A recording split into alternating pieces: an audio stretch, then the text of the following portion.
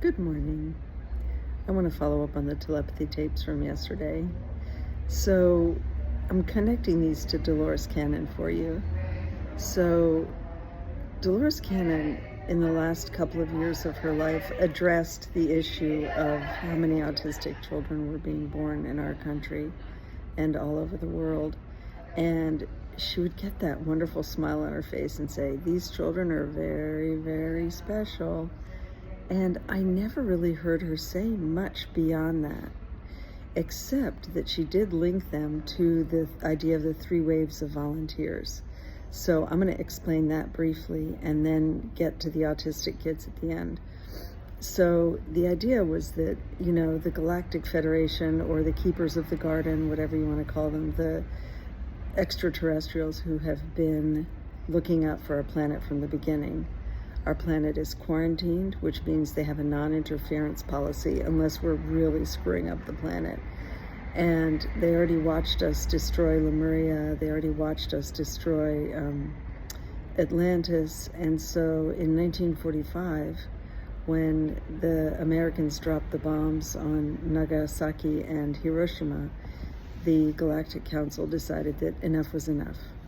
And so Gaia herself put a call out to the universe to call in high light worker souls to come into the planet to help lift the vibration, because we had to get to 51% light and 49% dark. So service to self is the sort of darker vibration, and service to others, which is of course why we're here, is very important. And so if the planet could get to a 51% of service to others and light beings, then the Earth had a chance of making it. And the Earth is very, very special. It's like the crown jewel of the universe.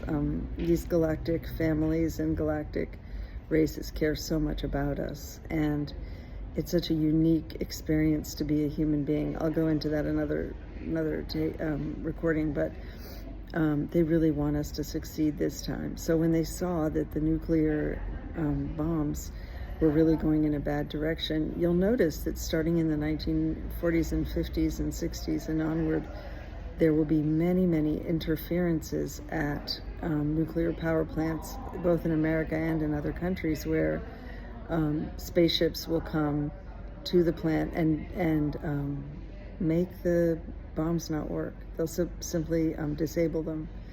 So there are many reports about this you can read about. Anyway, so that was sort of a two-pronged approach. Like, let's pause the bombs, but also let's send some good souls in.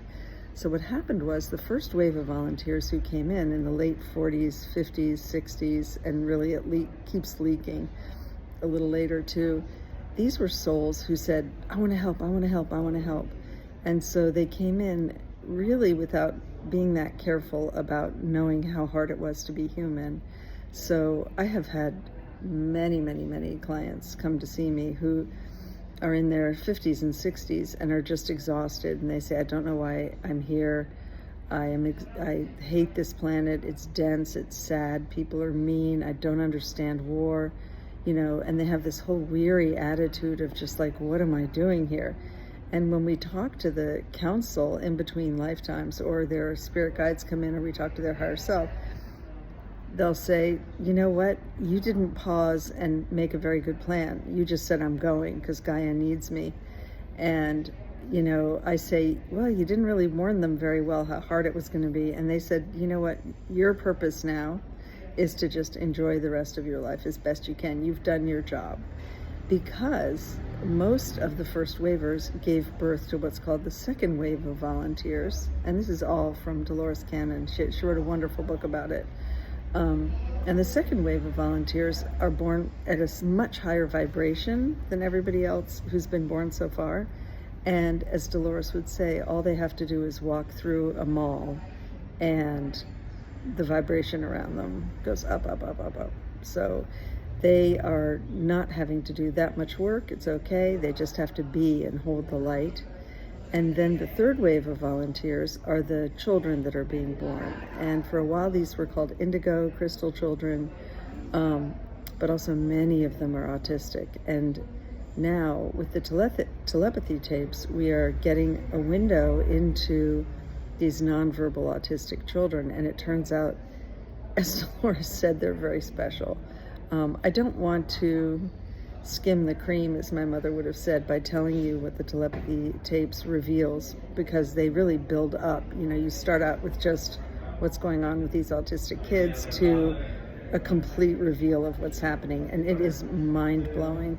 So when Dolores said these kids are very special, she was not lying to you. I wish she were here to see just how special they are, but she knew. She just would have that twinkle in her eye and say they're very special. And I'm going to keep talking about this because I think it's so much about our planetary transformation at this moment in time. And, you know, people like me, we have to figure out what our role is, because we're kind of the minor leagues compared to these kids who are the major leagues. And I have a feeling our job is to support them. All right. I'd love to hear what you think too. Ciao.